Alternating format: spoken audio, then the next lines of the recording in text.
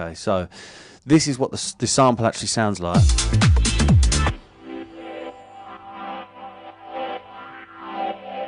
Now I've added some around the head for some movement before, so, and I've also added a FilterFreak on it, which gives it the movement. That's what it sounds like before, and this is what it sounds like with FilterFreak. Gives it some really nice movement. That's it without. Just a bit of sidechain on that. With the FilterFreak, it just makes it.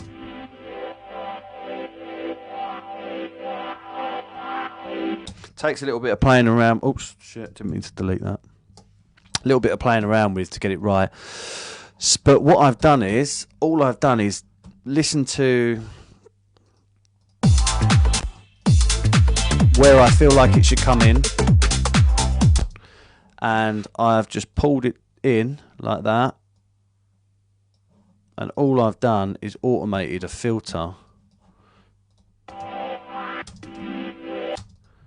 like this.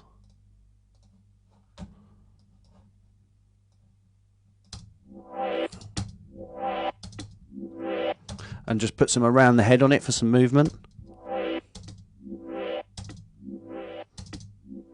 So every single one's different.